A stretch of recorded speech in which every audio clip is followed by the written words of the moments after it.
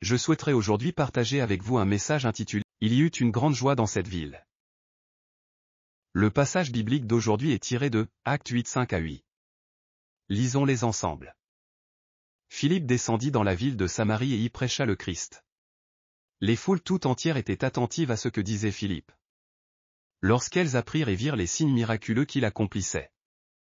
En effet, des esprits impurs sortaient de beaucoup de démoniaques en poussant de grands cris et beaucoup de paralysés et de boiteux étaient guéris. Il y eut une grande joie dans cette ville. Autrefois, on construisait solidement les portes de la ville pour empêcher l'ennemi d'y pénétrer. Et l'on y plaçait des soldats pour en assurer une garde vigilante. Il en va de même pour notre cœur. Nous devons le garder soigneusement afin que les pensées négatives ou les esprits impurs ne puissent y pénétrer. Tout d'abord, nous allons parler de « recevoir le Christ ». Philippe étant descendu dans la ville de Samarie, y prêcha le Christ. Nous devons considérer notre cœur comme la ville de Samarie et y annoncer le Christ. Il s'agit d'annoncer le Christ qui donne le pardon des péchés aux citoyens de la ville qui se trouve dans notre cœur. Dans Colossiens 1, 13 à 14, il est dit. Il nous a délivrés de la puissance des ténèbres et nous a transportés dans le royaume de son Fils bien-aimé, en qui nous avons la rédemption, le pardon des péchés. Dans Hébreux 13, 12, il est dit, c'est pour sanctifier le peuple par son propre sang que Jésus a souffert hors de la porte. On a considéré le cœur de l'homme comme une ville. Il faut y transmettre le sang précieux de Jésus afin qu'il soit sauvé, et sanctifier cette ville intérieure par le sang du Christ. De la même manière, dans le cœur de l'homme, une Pierre 2,24 déclare. Lui qui a porté lui-même nos péchés en son corps sur le bois, afin que, morts au péché, nous vivions pour la justice. C'est par ces meurtrissures que vous avez été guéris. Il y a 2 semaines, un fidèle pour qui j'avais prié pour la guérison divine m'a envoyé une lettre de remerciement. Cette personne s'était blessée à un bras il y a 3 ans, au point de ne plus pouvoir lever le bras ni le bouger de gauche à droite, et vivait dans la souffrance. Malgré des traitements à l'hôpital, il n'y avait aucune amélioration. Pendant cette période, l'usage excessif de médicaments a fini par lui causer une maladie cardiaque. Elle a ainsi souffert pendant plusieurs années. Puis, il y a 2 semaines, après avoir assisté au culte du dimanche, elle est rentrée chez elle en pensant qu'elle voulait suivre à nouveau le culte de 13 heures sur Internet. Pendant la prière de guérison, j'ai proclamé. À ceux dont le corps souffre, Jésus vous dit en ce moment même que vous êtes guéris. Au moment même où j'ai proclamé cela, elle a répondu « Amen ». Et aussitôt, elle a senti que son bras devenait plus léger. Elle l'a alors bougé et a découvert qu'il était très léger. Elle a commencé à le bouger de gauche à droite, d'avant en arrière, à le faire tourner librement, sans aucune douleur. Et depuis ce jour, elle est complètement guérie. Elle m'a écrit dans sa lettre de remerciement qu'elle est encore émerveillée, et qu'elle fait tourner son bras plusieurs fois par jour, par gratitude. Ceux qui n'ont jamais souffert ne peuvent pas comprendre. Que la maladie soit grande ou petite, lorsqu'un lieu douloureux est complètement guéri par la prière, la joie est indescriptible. Nous devons annoncer le Christ qui nous libère de la malédiction et nous accorde la bénédiction d'Abraham à la ville de Samarie. Dans Galates 3, 13 à 14, il est dit. Christ nous a rachetés de la malédiction de la loi, étant devenu malédiction pour nous. Car il est écrit, maudit est quiconque est pendu au bois. Afin que la bénédiction d'Abraham ait pour les païens son accomplissement en Jésus-Christ, et que nous recevions par la foi l'Esprit qui avait été promis. Le Seigneur nous a donné une vie où tout prospère et où nous sommes en bonne santé, tout comme notre âme prospère. Dans 3 Jean 1, 2, il est dit. Bien-aimé, je souhaite que tu prospères à tous égards et sois en bonne santé, comme prospère l'état de ton âme. Deuxièmement, parlons de « chasser les démons ». Lorsque Philippe annonça le Christ, partout où le Christ était prêché, de nombreux démons qui s'étaient attachés à des gens sortirent en poussant de grands cris.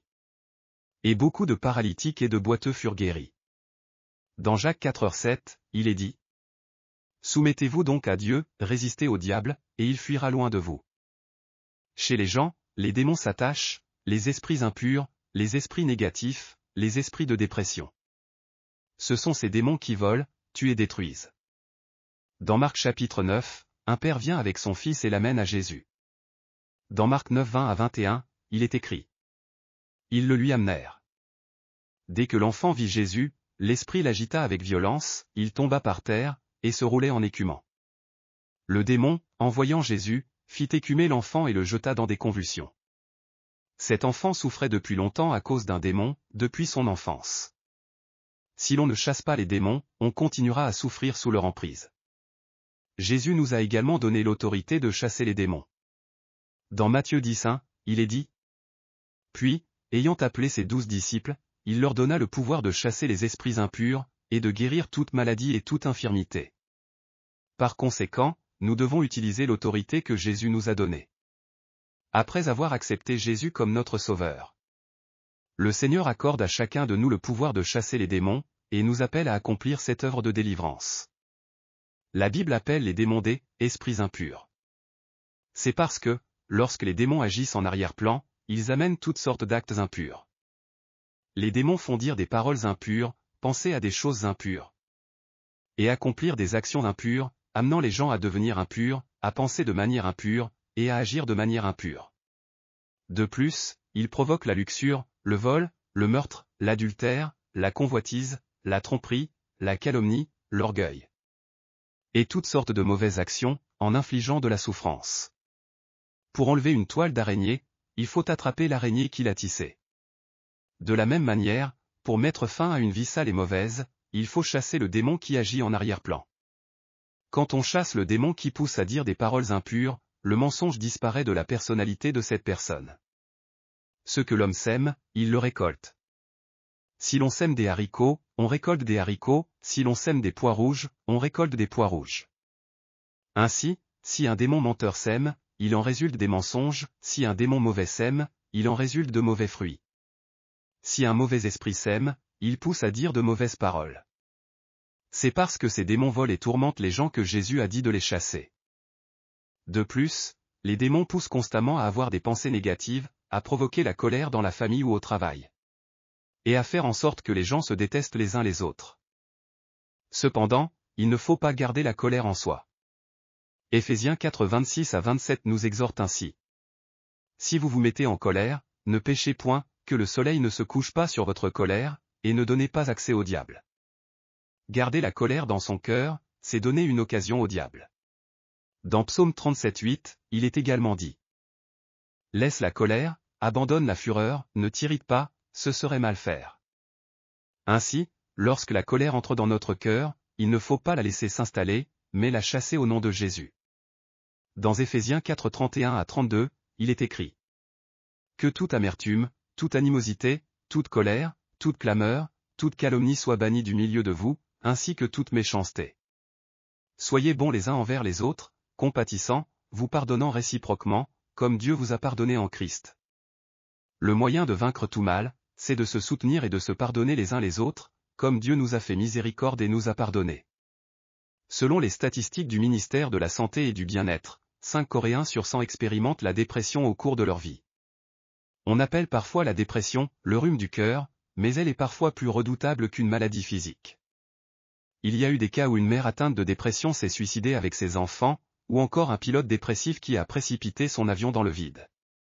Même si toutes les dépressions ne sont pas ainsi, il arrive souvent que des démons agissent et provoquent la ruine par la dépression. Dans ce cas, ce ne sont pas seulement les personnes atteintes qui souffrent, mais aussi beaucoup d'autres autour d'elles. Troisièmement, parlons de « rejeter les pensées négatives ». Les pensées négatives dispersent la joie du cœur. Dans Proverbe 15-13, il est dit: Un cœur joyeux rend le visage serein, mais quand le cœur est triste, l'esprit est abattu. Quand une pensée négative entre, elle conduit la personne à la ruine. Selon les experts, les personnes négatives ont dans leur esprit un filtre dont elles ne sont même pas conscientes. Ce filtre élimine tout ce qui est positif et ne retient que ce qui est négatif. Les pensées, si on les laisse telles quelles, tendent davantage vers la négativité que vers la positivité. C'est pourquoi il faut bien gérer ses pensées. Dans Philippiens 4, 6-7, il est écrit: Ne vous inquiétez de rien, mais en toute chose faites connaître vos besoins à Dieu par des prières et des supplications, avec des actions de grâce. Et la paix de Dieu, qui surpasse toute intelligence, gardera vos cœurs et vos pensées en Jésus-Christ. Les gens pensent que les pensées ne sont rien, mais en réalité, ce qui se passe dans notre vie vient des pensées. Ce que nous pensons se manifeste concrètement dans notre quotidien.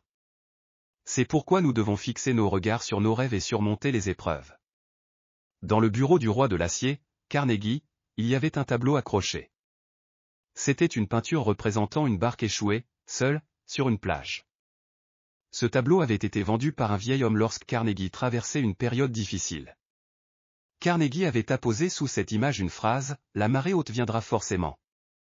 Sur un grand mur, ce tableau représentait un bateau posé sur le sable, apparemment sans issue. Mais avec le temps, l'eau monte et vient soulever le bateau, qui finit par flotter et partir en mer.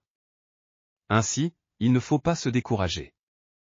Carnegie fut profondément touché par cette phrase inscrite en dessous. La marée haute viendra forcément. Il l'avait accrochée à un endroit bien visible, et chaque fois qu'il rencontrait une difficulté dans sa vie, il regardait ce tableau en rêvant du moment où la marée le porterait vers la mer. C'est ainsi qu'en pensant positivement, en rêvant positivement, en croyant et en confessant de sa bouche en priant, il reçut de grandes bénédictions de Dieu, et Carnegie devint un grand bienfaiteur. Dans notre vie, les pensées et les rêves ont une activité extraordinaire. Ce que nous pensons et rêvons influence fortement notre existence, c'est pourquoi nous devons faire attention à ces pensées et paroles négatives. Une bonne manière de repousser les paroles négatives est de prononcer des paroles de gratitude. Dans Éphésiens 5:4, il est dit qu'on n'entende ni paroles grossières, ni propos insensés, ni plaisanteries, choses qui ne sont pas convenables, mais qu'on entende plutôt des actions de grâce. Dans Colossiens 3:17, il est également écrit « Et quoi que vous fassiez, en parole ou en œuvre, faites tout au nom du Seigneur Jésus, en rendant grâce par lui à Dieu le Père. » La personne reconnaissante peut, en toutes circonstances, repousser les ruses du diable. Le prophète Habacuc a dit que, même s'il ne possédait rien, il se réjouissait en Dieu seul. Dans Habacuc 3:17-18, il est dit « Car le figuier ne fleurira pas, la vigne ne produira rien, le fruit de l'olivier manquera, les champs ne donneront point de nourriture, les brebis disparaîtront du bercail. Et il n'y aura plus de béhuf dans les étables, néanmoins, je me réjouirai en l'Éternel, je tressaillirai d'allégresse dans le Dieu de mon salut. » Lorsque le Dieu bon réside dans notre cœur, nous pouvons vivre dans la joie en toutes circonstances. Lorsque Philippe annonça le Christ, les démons furent chassés et les malades furent guéris. Ainsi, il y eut une grande joie dans cette ville. De même, si le Christ est dans notre cœur, les divers démons s'en vont, et une grande joie remplit notre cœur. Nous ne devons pas donner de conseils à nos voisins comme des spectateurs, mais plutôt réfléchir plus profondément à notre propre cœur. Si ce cœur, cette pensée est positive, si nous regardons les choses invisibles comme si elles existaient, si nous croyons à ce qui n'existe pas encore et que nous le confessons avec la bouche, ces éléments s'unissent pour transformer notre destinée. L'œuvre certaine de la bénédiction de Dieu vient à nous par la 4e dimension. Même les choses qui ne sont pas encore réalisées dans notre cœur, si vous les considérez comme existantes dans votre cœur, la pensée finira par l'emporter. La pensée chasse ce qui n'existe pas encore. Si nous prions et espérons comme si ce qui n'existait pas existait déjà, ce rêve se réalise dans notre cœur. Si nous pensons, parlons et agissons comme si ce qui n'existe pas existait, cela se réalisera aussi. Lors de notre célébration du 60e anniversaire de l'Église, de nombreux étrangers venus de l'étranger ont tous témoigné d'une seule voix. C'est la spiritualité de la 4e dimension. Un jeune homme venu d'Inde, qui était profondément découragé et abattu dans sa vie, a lu le livre « La spiritualité de la 4e dimension ». Il l'a lu une fois, puis 2 fois, puis 3 fois. Et finalement, il a tellement changé qu'il ne savait plus si c'était lui qui était la 4e dimension ou si la 4e dimension était lui-même.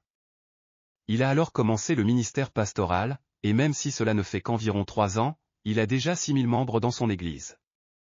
L'esprit de l'absolue positivité est très important. Il faut aligner son cœur, corriger ses pensées et ses rêves, considérer ce qui n'existe pas comme s'il existait. Et confesser avec la bouche ce qui n'est pas encore visible, alors des choses étonnantes et impensables se produisent. Les miracles de Dieu se manifestent. Aujourd'hui, la Corée du Sud est en train de dialoguer avec la Corée du Nord. Et bien que nous ne sachions pas exactement de quoi ils parlent, nous savons quel est le chemin du bonheur. C'est ce que nous enseigne Jérémie 33:2-3. Ainsi parle l'Éternel, qui fait ces choses, l'Éternel qui les conçoit et les exécute, lui dont le nom est l'Éternel. Invoque-moi, et je te répondrai, je t'annoncerai de grandes choses, des choses cachées, que tu ne connais pas. S'il s'agit de quelque chose que Dieu nous ordonne, il n'y a rien qui ne puisse s'accomplir. Au plus fort de mon ministère, j'ai fait venir 5000 enfants en Corée pour qu'ils soient opérés du cœur. Et j'ai même entrepris de construire un hôpital pour les maladies cardiaques à Pyongyang, en Corée du Nord. Croire au Christ et servir Dieu entraîne beaucoup de bonnes choses, mais aussi beaucoup de difficultés. Même si la Corée du Nord et la Corée du Sud ne peuvent pas parler ouvertement entre elles. Nous devons veiller à ne pas entretenir des pensées négatives. Pensez avec une positivité absolue. Rêvez. Croyez que vos rêves s'accompliront.